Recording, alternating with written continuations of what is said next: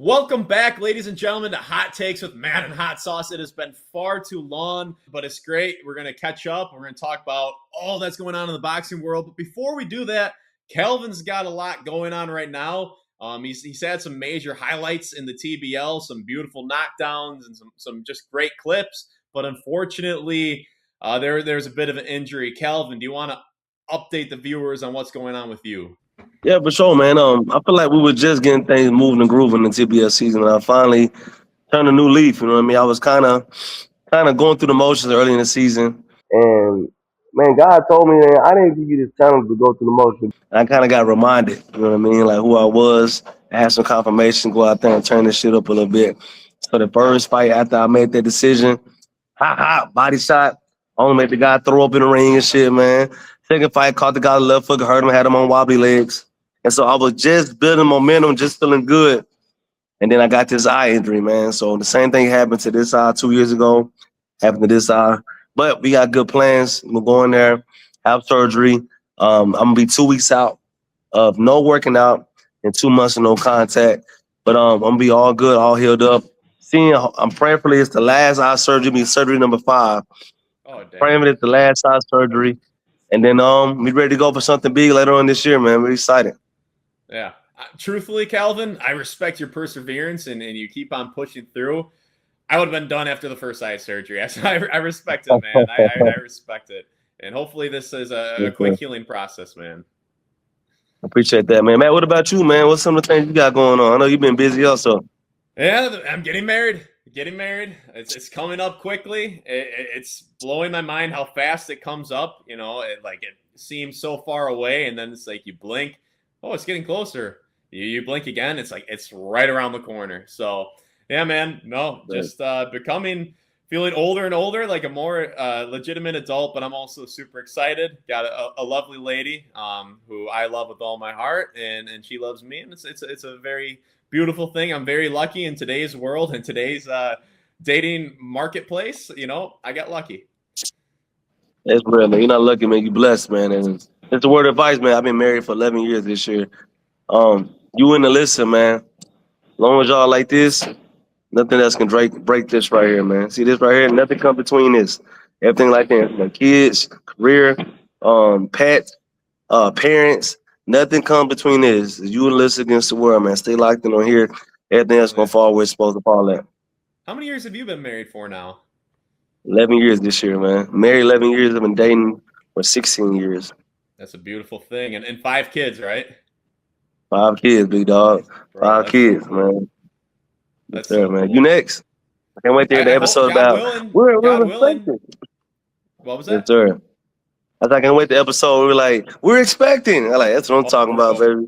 Bro, God willing, I would love it. You know, my thought on kids is like, boy, they just make life so much more exciting, especially when you get older. Like if you don't have any kids, I just think about like when you're like 70 years old, like what is there? You know, like what is there? But if you have a bunch of kids, like you got 5, and then God willing, they have kids. Like what a fulfilling life that is. You know, they're visiting. You can watch them play sports, grow up, and all that life you're responsible for, and making the world a better place by instilling good morals and values into them. I just think it's a beautiful thing. So I hope I have something like you.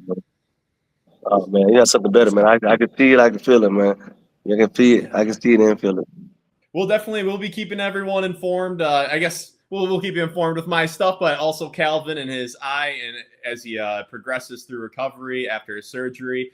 But there's a lot going on in the boxing world right now. Let's start. Adrien Broner. He's hopping on the live streams with Dean the Great. I've been seeing him on X all over the place. And he said recently he almost got in a fight with Jon Jones at like a nightclub. Horrible idea. That's probably the last man you want to get in a fight with, especially if you're 5'6". But Kalvin, talk about what are you seeing from Broner right now?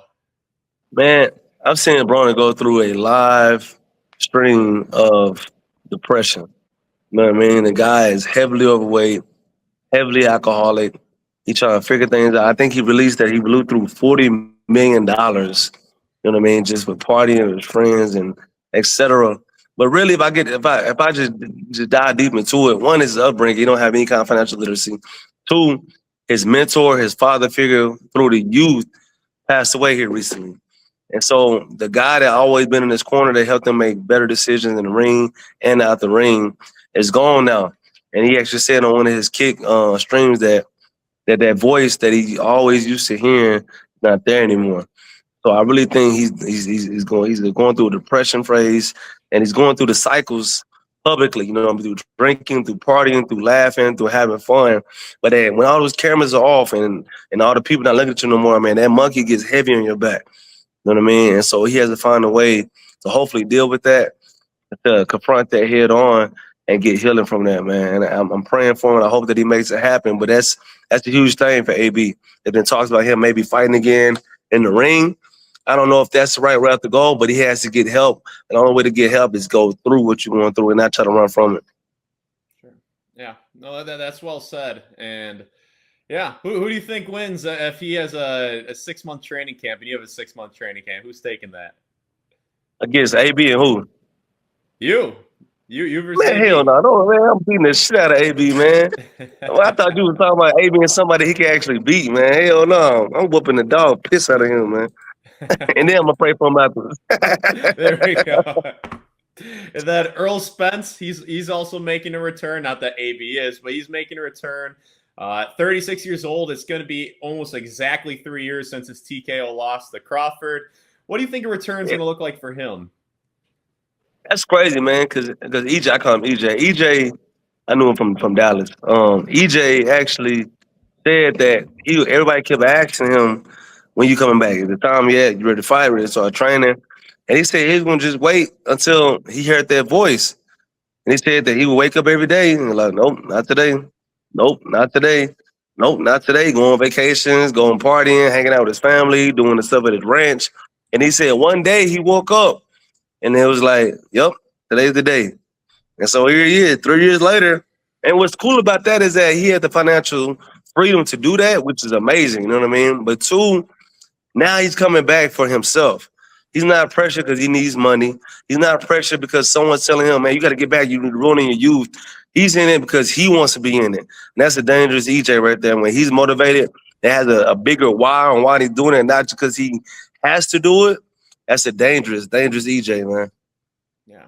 For me, the big question is, what is your goal? Do you want to have a few big fights? Are you here to chase belts? What is it? Because Father Time does not reward you when you take 3 years off in your mid-30s. So you never know. You never know. But if he's there for the big fights, some crossover fights, I think that might be a little bit more viable. But once you go against the cream of the crop after inactivity, there's really no skill in life that you get better at when you take that long off. So especially boxing, man.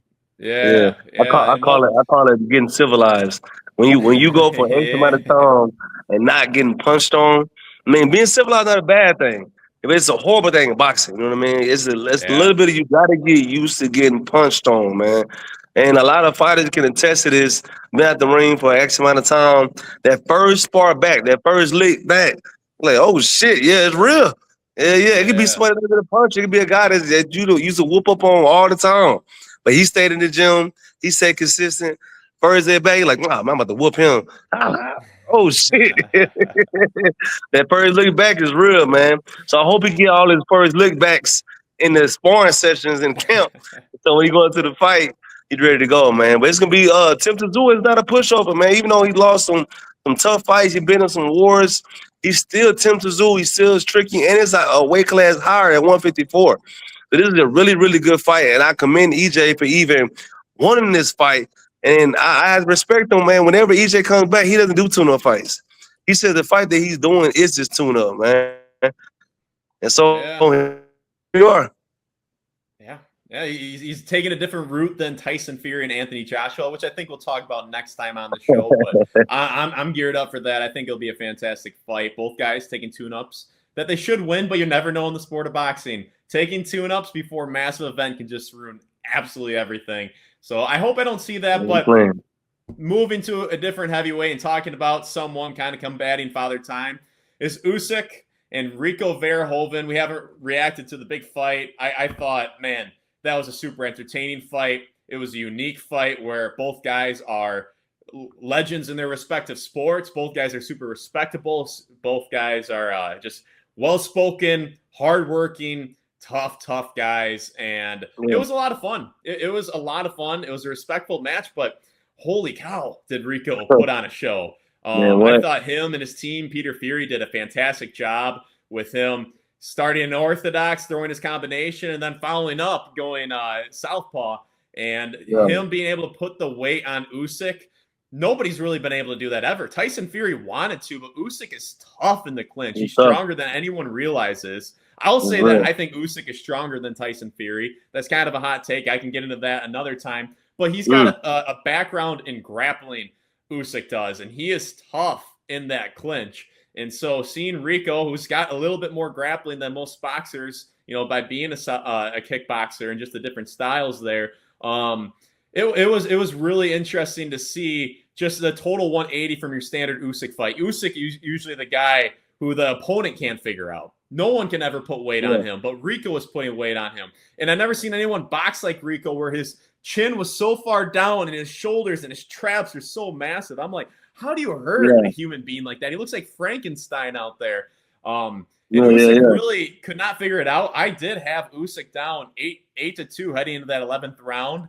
And I will say the ringside judges, they had it basically tied heading into that 11th round. So Rico would have needed the knockout to win in round 12, but I just think unbelievable performance from Rico. And I think my first question, just getting your reaction, is do you think this was more Usyk, Father Time finally catching up to Usyk, or do you think it was more Rico being way better than anyone could have ever imagined? I think it's a little bit of both, man. I'm kind of biased because, one, I done been in this situation before. When you fight somebody as awkward as Rico, where do you find sparring for a guy like that? You know what I mean? How do you prep in camp? You can watch film, you can try to simulate that on the pads, but where do you find a guy in sparring to give you the rounds that's going to look like that? You know what I mean? It's difficult. And so it's hard to look sharp against a person like that. You know what I mean? And like you said, Rico had an amazing game plan. He came in, he was way bigger than I thought he was too, man. He looked massive compared to Usyk, you know what I mean? And then even though it was awkward and Usyk had a hard time finding him, he eventually did find him. You know what I mean? I think around 6, around 7, he clipped him, he hurt him. I mean, he didn't go down or anything like that. The fight would still continue. But it's a big controversy in round 11 that the referee stopped it too early. Did he give him a chance to do this or whatever? I can see that. But I think as boxing experience and boxing knowledge shows us that the 12th round is going to be a continuation of that ass whooping. Now, do we know for sure? We don't know. Rico could have, in the corner, could have got all hyped up, came in there and called Usyk. We don't know. But we do know, just in percentages and the history of boxing, that from that point on, it's going to go downhill from there. But you're right, though, man. It was a shocker for me. I didn't expect that. I think I was saying round 4 or 5, that'll be over with. But he came in, it kind of reminded me, somebody sent me a meme, but Ace Ventura, he was doing all this right here, going in. Yeah, that's how do you find sparring for that, man? You can't. You know what I mean? So you kind of have to learn on the job in the rounds, which Usyk did. And then at the day, shout out to Usyk, 40 or 41 years old, still got the job done.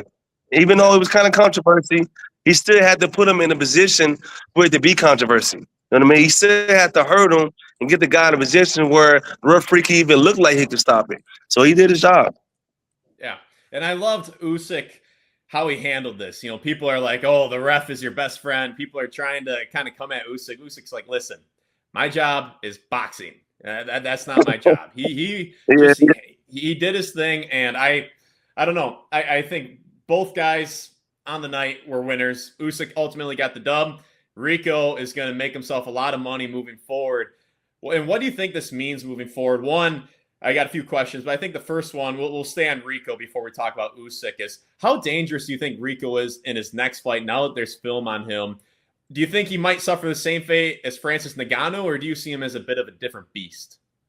That's crazy you say that, too. That's going to be my next thing. My next point is that now we have film on. It reminds me of NFL or even college when you have the standout player that comes out of nowhere. Nobody sees him. Nobody knows who he is. The next season, people got film and have packages waiting for your ass. No. Yeah. I mean, try that little stunt out the corner again now. See what happens. So now we have film and we have experience to seeing Rico in the boxing ring.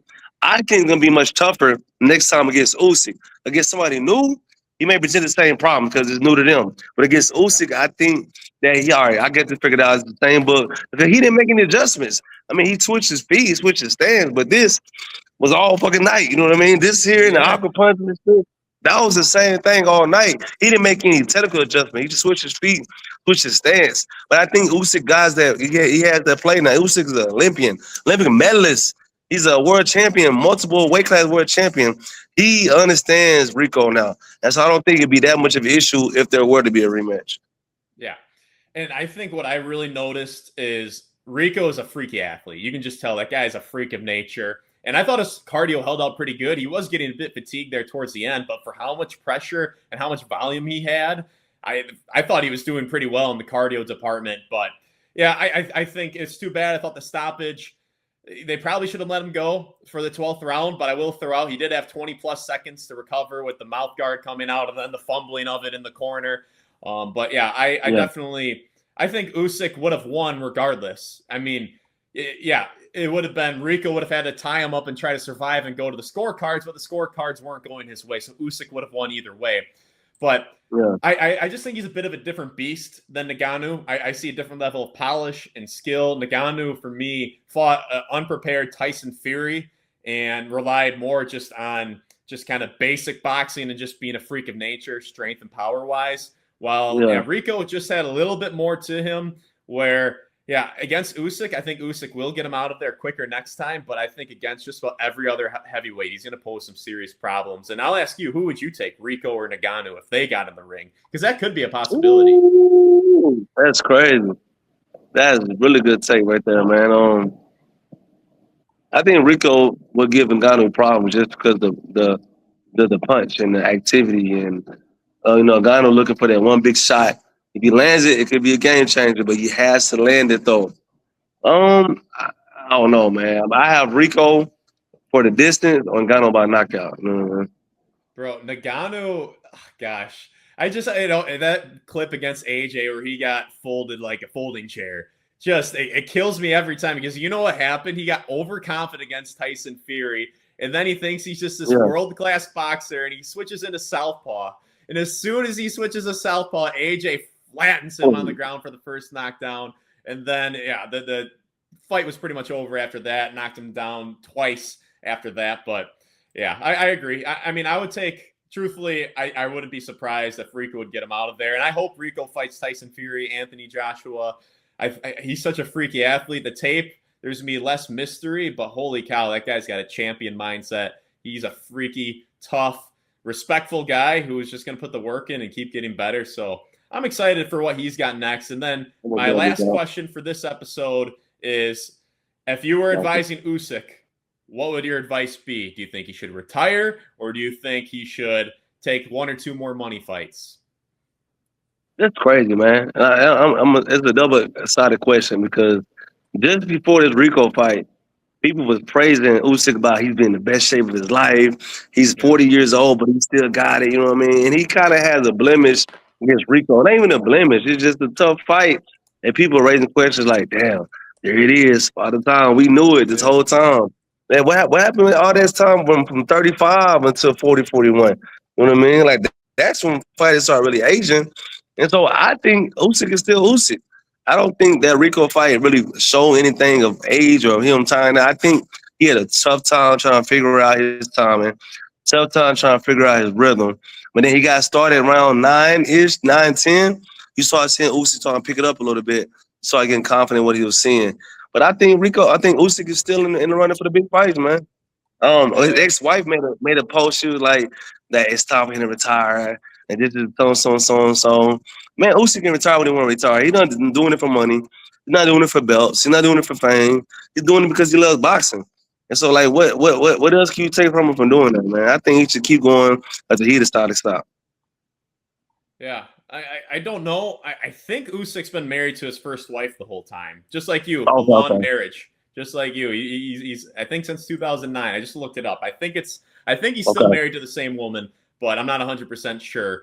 But yeah, so for me, my advice would be to retire. You have nothing left to prove. Not that I don't think that he can beat just about every single heavyweight boxer. I just don't think it's worth the risk. You got enough money, and you if you fight a guy in his youth, he can beat a Tuma. He can beat Ajit Kayabel. I probably butchered his name. He can beat those guys. But at the same time, why take the risk? You dominated the cruiserweight division. You went to the heavyweight division, and you fought all the toughest competition, beat all the best guys twice. And, 10 months ago against Daniel Dubois, I thought he looked as good as ever. I thought he looked unbelievably fluid. His power was there. He knocked him out quicker at age 38 than he did at age 36 when he fought him. But I still think he's the best. I just wouldn't take the risk. I just don't think it's worth it. Not worth the damage. Not worth, it is, but he's got enough. It's not worth the potential ruining of your body of work. Not that it would, but unfortunately, a lot of people just remember what you do last. And most boxers hold on for too long, and eventually Father Time does get them. So that would be my advice. But if he does fight again, my thing would be avoid the youth. You don't need to fight a Tuma. That's okay. You can beat him probably, but I wouldn't do it. And then I would say lose some weight. He was 233, the heaviest he's ever been. He did look a little slower than I remember him seeing against Dubois. So I would say probably get back down to 225, 226 versus 233. And if he does fight again, I would say rematch Rico and have a better performance and then right off into the sunset. But that's kind of my thoughts there. I think he should fight Wilder, man. Yeah. I think he should have a fun fight against Wilder, man. Fun fight. Go it out, knock him out, or do what you got to do with Wilder. It's going to be a tough fight in the beginning. I think he'll pull away later on and then just ride off in the sunset, baby. See you later. Yeah, but I think this was a great episode. And ladies and gentlemen, I appreciate you guys tuning in. Make it to the end of the episode. We'll be back more consistently in the future. But Kalvin, great to catch up and all the best. Everyone send some prayers and some love Kalvin's way before he has his procedure. But best of luck, and we'll stay connected. Appreciate that, big dog. You make good choices, man. Always a good time, man.